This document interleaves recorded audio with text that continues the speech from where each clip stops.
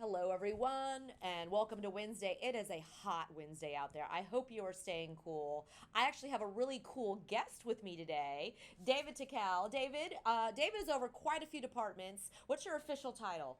My official title now has changed quite a few times since I've been Yeah, here, but because you're so good at what you do, David. They just thank you, keep giving Sarah. you more and more It's a employees. it's a public works manager. And you are over what departments?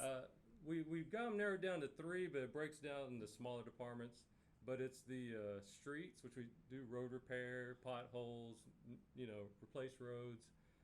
We have the traffic, which is traffic lights, signs, all that good stuff, and then the stormwater, which you hear a lot about that one. Right, absolutely. So glad you're here today. We have a lot of different topics to talk about. If you have a question, folks, put it in the comment section, and we will answer your question live during the next 15 minutes. But first, we have some really good news, League City. If you haven't heard yet, this is really good news. 646. TxDOT tells us going to be open in the next 3 weeks. It should be. TxDOT has been a great partner working with us along the whole way because we have all the arterial streets around there. And thankfully they're going to open ahead of time because I was dreading this long wait. Yeah. Because we've been retiming the signals in the area to try to keep, because there's been a lot of overflow. A lot of people are staying away from the freeway, which is understandable. So hopefully that'll help some of it.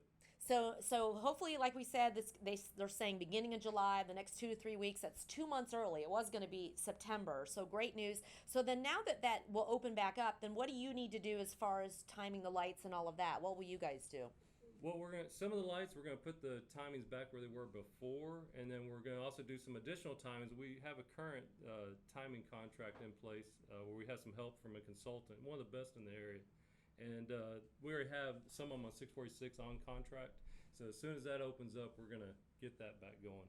Timing is a key thing in moving our traffic throughout the city. And we know from you citizens out there that traffic is one of your main concerns. So if you're sitting at a light or you feel like you're at an intersection and the timing's not right as a citizen, what would you recommend that they do? To contact you guys or Please, yes, please contact us. We want to know about it. We try and drive everything, or we do drive everything quite a bit, but you're seeing it every day, so you have some of the best feedback. Let us know, and we'll go out there and take a look at it. and you actually will contract or go out yourselves and do a timing study. And how does that work when you guys are doing a timing study or you're working with someone? Well, when we get a call for a timing problem, believe it or not, it could take up to a month just to change it. It sounds like a quick deal, but what happens, first you call us, first we go watch it, talk about the timing changes, then we implement a timing change, then we have to go watch it again. If that didn't take, we have to change it again, so it could take up to a month. And then we have to keep in mind, you change the times that one signal affects all the signals on the corridor. So it's not just a quick and easy It's a thing. science to it. Right, You're it almost takes. like a traffic scientist, David. it, Now, believe it or not, you told me you started in traffic how many years ago? I was 19 years old, and I'm 44 now. So if you do the math, I'm impressed you quite admitted your age live on right, Facebook. Hey, and you actually started off repairing traffic signals or building right. traffic signals? For 6 years, I built quite a few in the area around down in Galveston, around the Astrodome Medical Center. Actually, last time 518 and 45 was under construction, that's when I was a kid, around 21 Do or you drive something. around and go, I think I built that traffic It signal? makes you Right. feel like an artist. It makes you proud because you remember all the history and what happened back then when you were working on them. So it's something to be proud of. Fascinating, Yeah. fascinating. So we talked about traffic signals, but you guys also maintain stop signs, street signs around the city, and we make them here in League City. But a We lot of make our folks don't even know that. Yeah, we make our own, and we have an excellent sign shop. They make some of the best signs. They're making everything reflectivity now. In the old days, some of it was just a uh, flat and didn't have the reflectivity that it does now. We do pavement markings in house, and we also contract them out and uh, try to keep them looking good. So we're trying to get, how many of those signs are you replacing throughout the city on an average, would you say? Roughly 1,300 to 1,500 repairs and replace Oh, a wow. year. And that's So, trying to get the reflective throughout the city, but be right, patient because, I mean, obviously we have, 40, 50,000 households. It takes a little while to get right, around and do all the streets everywhere.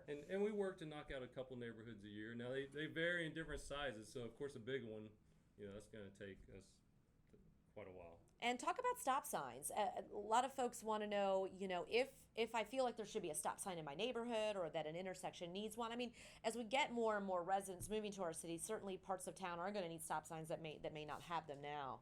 Right. Anytime you have an issue, always calls to discuss. Many times, especially in the neighborhoods with the HOA, we'll ask you to contact your HOA, get involved with them, so we have the neighborhood ask us, which lets us know there's consensus in the area to go ahead and trigger a stop sign study, which we do those in-house. We'll go and take traffic counts, speed, accident, crash data, many variables that we go through and see is a stop sign warranted. We can't just go throw one out there because, for one, many people will be upset. Two, is it safe? So there's many reasons that we do the study. And so we've talked about possibly needing a stop sign or a traffic study. 311 during normal business hours, Monday through Thursday, 7:30 to 5:30, and then Fridays from 7:30 to noon. You can call 311. They'll transfer you over to the traffic department. They'll talk to you or one of your guys. How many folks do you have working for you in traffic? We have 2 divisions, Yeah. but I'd say it was 11. Okay, so you have guys out there all the time between making the signs, replacing the signs, doing the street markings. It's very, very, very, very busy. They stay very busy. They do. Yes, they stay active. Now, another busy department is stormwater. Tell us a little bit what that department does. Stormwater, well, like the name says, but especially every time it rains, they are hopping. When it's raining, everyone's out there checking for the problems. Then as soon as the rain stops, that's our to-do list after that. So they're over there digging ditches, outfalls. There's something storm interceptors, which are at the edges of the neighborhoods that catch the trash before it goes into our drains to the waterways. So yeah, they stay pretty busy too. And then you guys, I'd like to point out too, when we know there's a storm or heavy rain headed our way, you guys are out doing proactive stuff too. It's not just during the rain or after the rain. There's a lot you guys are doing before. Right, before we're cleaning inlets, we're checking the ditches, we're making sure everything's going to flow. And many times we'll get calls ahead of time, people that are concerned, and we go check those, and that keeps us pretty active too. What can residents do to really make sure that their storm drains are in proper order to help you guys out? Not sweeping leaves in the inlets really helps us because, believe it or not, it goes in there and it creates a dam effect, and it doesn't always just wash through, so we're over there trying to dig it out and clear it out. So if you're cutting your own lawn, please don't use the blower and blow everything in the drain. Right. And if you see your landscape guys doing that, bag it up, right? I mean, very important, put it in the trash, bag it up. Don't just put it down those drains because that's what clogs things up. Yes. And all the sticks and everything just go there, it intertwines, and then before you know it starts backing up. And we look for that. During the storm, we'll ride out and look for those instances. Well, I think this might be a comment, but I'll probably have you take this note when you leave. Can you all do something with the traffic center traffic light on Highway 3 and 96 when driving on Highway 3 northbound or southbound? That is an issue we have been looking at. Okay, all right, great. TxDOT has an upcoming project where they're going to overlay the roadway on Highway 3 from 96 to Walker. Part of that, this is in 2 phases, but part of that, they're going to do some pavement markings to help line up the traffic better. When you get, because I know right now people are going into that center turn lane, which is it's a confusion. little difficult. So yeah. The reason we're waiting and not just doing the pavement markings now, because that project's coming up. I don't have an exact date. It's not our project, but that's the first step. Next, for the county bond project, there's going to be work to help add right turn and left turn lanes there. So it's on our radar. I know we don't always move at the speed of light that people like, but there's a reason, so we go in order of things. Yeah. No, I know that we are all, that is right near city facilities, city Yes. hall. We know, we experience it every day, and we know there's work that we're kind of waiting on TxDOT because a lot of roadways we have to partner with TxDOT. We have to work with them, and so when you're dealing with a state agency and a local, you have to kind of have that ebb and flow. And TxDOT's a great partner in League City. They're very, very responsive to us when we ask for things and been a big help to us. Yeah, and once again, we are excited about the 646 underpass bridge. Well, not the bridge anymore; it's gone, but at least it'll be open east to west. Yeah, right. And while we're on TxDOT, going back to traffic, they actually are they have some funds to help us this year to go through and replace the traffic signal heads and push buttons and headlights and clean up some of the older signals. There about 15 to 20 of them. they're working to help us with. So that should be kicking off pretty soon. That's going to be nice. It's mainly going to be the older ones that have all the wires and just the ones that need some attention. So recently passed bond election where we're going to have a lot of traffic and mobility improvements across the city. Are you excited about any of them in particular? Yeah. It's just like traffic's just like water. We want to relieve the choke points and get it moving through there. Yeah, we're growing as a city, so we keep getting more and more traffic every day. One of the other things I want to talk about is back to drainage and street flooding. Every time I actually tell this to folks every now and then, but I always helps to have someone else say it. Streets are actually designed to flood during rain. They're supposed to flood so our houses don't flood. Can you comment a little bit about that? Because some people freak out when they see street flooding during heavy rains, and advice for that. I personally say flood. They're designed for the water to go to the street and then carry it out. And it's actually water's not supposed to along the way, the ditches, the roadways.